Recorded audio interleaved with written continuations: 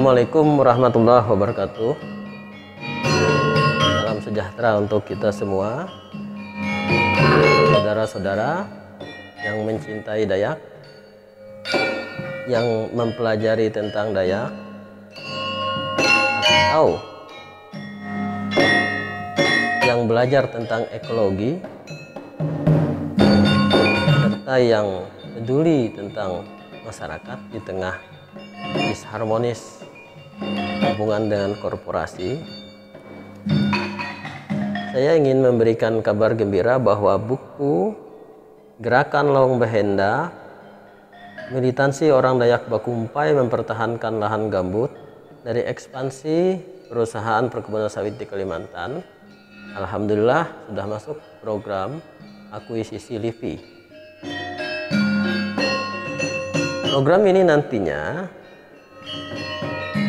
akan mempublikasikan buku ini terutama dalam bentuk elektronik.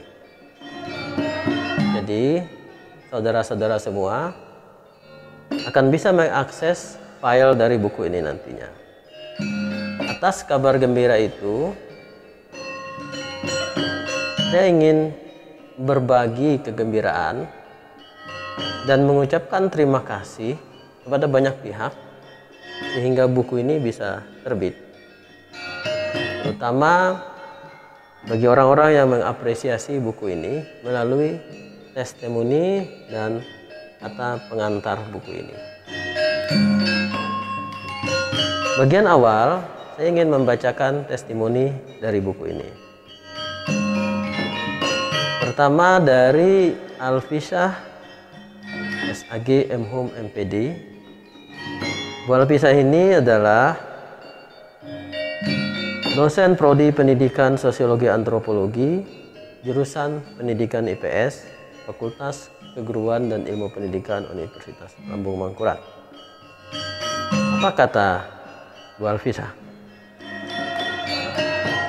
Buku ini memberikan pengetahuan baru tentang salah satu sub etnis Dayak, yaitu Dayak Bakumpai, yang memang masih relatif langka.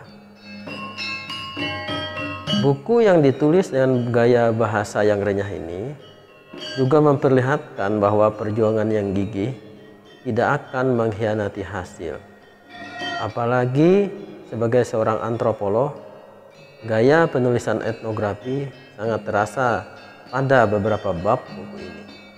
Nah, kita mendapat apresiasi bahwa memang kajian tentang Dayak Bakumpai ini tidak banyak dilakukan, dan terlebih buku ini merupakan tulisan saya yang saya dapatkan langsung dari pengalaman lapangan bersama rakyat, bersama orang-orang Bakumpai di Kalimantan Selatan. Itu pandangan dari seorang antropolog. Di antropolog mengomentari sebuah karya dan tentu akan melihat pada karya etnografinya. Testimoni kedua dari Saudara Dedi Pahmanadi, SH LLM M, alumni Pasca Sarjana Fakultas Hukum Universitas Gadjah Mada dan dosen bagian pidana Fakultas Hukum Universitas Lambung Mangkurat. Apa katanya? Sebagai akademisi hukum yang juga konsen dengan kajian lingkungan hidup, saya mengapresiasi lahirnya buku ini tentu tak lepas dari kepekaan penulis, maka buku ini adalah karya intelektual yang cukup baik di tengah ketimpangan masalah sosial atau fenomena konflik sosial yang kerap melanda masyarakat strata bawah yang berhadapan pada kelas sosial tertentu. Buku ini betul-betul sebagai wadah modal sosial, dan singkat cerita, buku ini layak serta menarik untuk dibaca semua elemen. Saya kira menarik dari testimoni ini bahwa seorang pakar hukum menyatakan bahwa buku ini karya intelektual. Dan tentu saja artinya apa yang telah saya tulis ini mendapat pengakuan bahwa ini memenuhi prosedur ilmiah dengan menggunakan sejumlah literatur, pengalaman lapangan, dan data-data. Karya intelektual menjadi sangat penting di tengah berbagai karya dalam bentuk buku, tetapi lebih banyak pada ketidakobjektifan ilmiah. Nah, kata testimoni selanjutnya ini lebih menarik dari Dr. Kinurung Maleh, MTH, Master of Theology, akademisi dan Ketua Ikatan Cendekiawan Dayak Nasional Kalimantan Selatan. Kata beliau, kajian Pak Nas sebagai intelektual Dayak mengalir nyaman dengan bahasa santun melukiskan sebuah lewu Dayak dengan historisitas, keunikan dan keunggulannya, sekaligus tantangan dan ancaman yang dihadapi dalam perubahan zaman.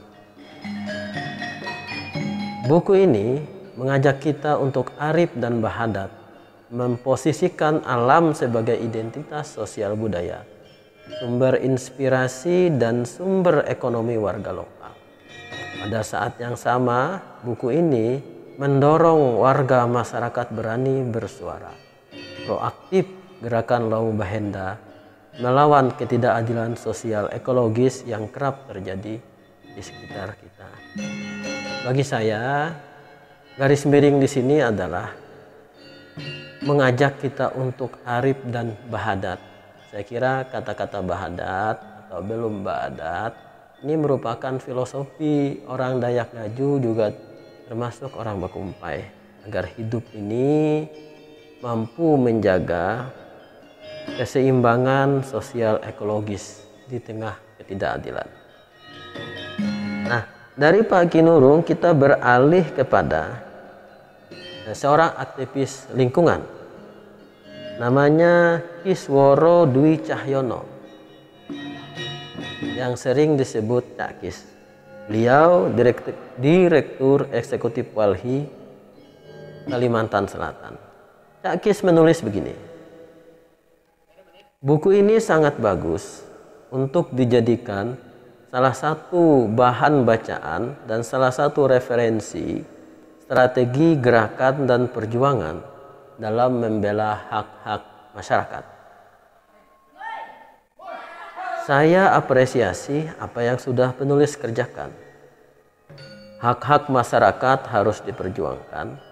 Tidak bisa hanya sekedar menunggu, apalagi kalau terkait konflik dengan investasi yang rakus dan serakah akan lahan. Seperti kita ketahui semua bahwa salah satu menuju kesejahteraan rakyat perlu tanah. Untuk itu, jangan sampai ada rakyat di negeri ini yang tidak memiliki tanah. Selanjutnya, saya ucapkan terima kasih dan salut terhadap penulis dan warga masyarakat dalam gerakan Laung Bahenda yang berjuang demi lingkungan dan mempertahankan lahan atau tanah dari ekspansi perkebunan kelapa sawit. Semoga perjuangan yang dilakukan dapat menjadi semangat semua orang dan mendapat ridho dari Tuhan Yang Maha Kuasa. Terima kasih Cak Kis, dan Cak Kis ini menyampaikan salam kepada warga masyarakat yang terlibat dalam gerakan Laung Bahenda. Yang menarik di sini adalah tentu saja sebagai seorang aktivis, keinginan yang terpenting adalah menuju kesejahteraan rakyat. Dan Cak Kis menekankan bahwa kesejahteraan rakyat itu terletak pada rakyat perlu tanah. Jadi jangan sampai tanah itu dijual, apalagi kepentingan ekspansi korporasi. Nah, dari pertama yang memberikan testimoni perempuan, sekarang ada lagi satu perempuan yang memberikan testimoni.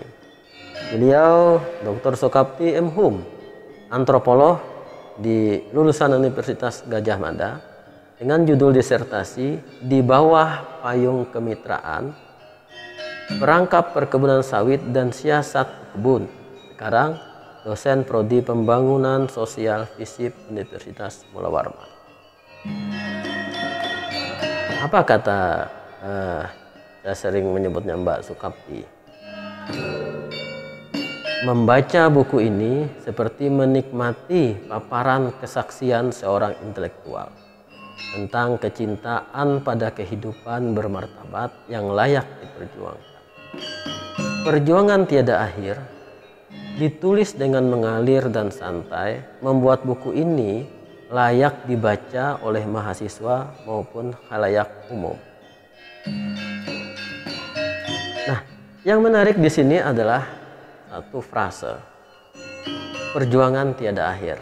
Dan memang kita sadari, meskipun pihak korporasi tidak melanjutkan ekspansi di lahan yang disengketakan sebagaimana dalam buku ini, tapi itu bukan garansi bahwa tanah itu tidak diserobot oleh pihak korporasi, baik secara langsung ataupun tidak langsung, baik korporasi yang sama ataupun korporasi yang berbeda, baik melalui anggota korporasi ataupun dengan cara yang lain. Maka ini adalah perjuangan tiada akhir. Orang yang terakhir menulis testimoni ini adalah orang yang banyak dikenal publik karena beliau tampil di berbagai media, pandangannya kritis dan tajam. Ialah Ubedillah Badrun, saya sering menyebutnya dengan Kang Obed, analis sosial politik Universitas Negeri Jakarta dan Ketua Asosiasi Program Studi Pendidikan Sosiologi dan Antropologi se-Indonesia, disingkat AFSANTI. Kehadiran sebuah buku bukan hanya sebagai karya akademik, tetapi ia hadir sekaligus sebagai warisan peradaban. Buku karya Saudara Nasrullah ini memotret episode peradaban dinamis dan progresif dari sub-etnis Dayak Kalimantan atau Bakumpai. Sebuah perlawanan cerdas bergerak dengan simbol kultural Laung Bahenda. Simbol perlawanan dan kehendak kolektif akar rumput, rasa satu desa, Ije Kalebu, dan satu kesamaan etnis, Uluh Itah, untuk menolak kuasa yang rusak lingkungan desa. Menariknya, Saudara Nasrullah tidak hanya menulis sebagai akademisi, tapi ia juga terlibat dalam gerakan tersebut. Karenanya pantas disebut intelektual. Sebab intelektual itu mereka yang melibatkan diri dalam perjuangan, dalam urusan kepentingan orang banyak. Buku ini layak dan patut dibaca oleh siapapun. Apalagi bagi mereka yang konsen dengan isu social advocacy and new social movement. Saya kira Kang Obed dengan rinci dan dengan sangat fokus menuju pada titik persoalan, yakni soal ekologi. Dan menariknya Kang Obed membagi dua hal. Pertama akademisi dan kedua intelektual. Intelektual sangat dekat dengan gerakan. Saya kira saudara-saudara sekalian yang saya hormati dan berbahagia, buku ini sebentar lagi akan bisa diakses melalui internet dalam bentuk PDF. Tapi jika Anda ingin memiliki buku ini, tentu pengalaman fisik berbeda ketika buku ini ada di tangan Anda. Silahkan Anda hubungi nomor kontak yang akan saya cantumkan di bagian keterangan. Demikian kabar gembira ini. Saya insya Allah akan saya lanjutkan dengan membacakan kata pengantar dari dua tokoh, Pak Aloi Dohong, tokoh intelektual Dayak yang sekarang memiliki posisi secara nasional, kemudian tokoh intelektual Dayak lainnya, Pak Yabudi. Ini dulu saya akhiri. Wabillahi taufiq wal hidayah. Assalamualaikum warahmatullahi wabarakatuh.